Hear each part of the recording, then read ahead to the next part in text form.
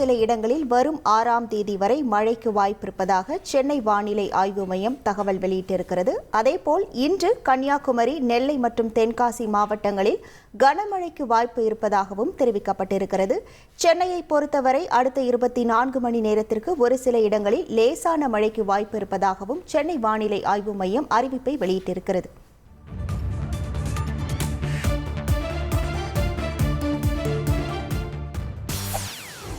செய்திகளை உடனுக்குடன் தெரிந்து கொள்ள உடனே சப்ஸ்கிரைப் பண்ணுங்க.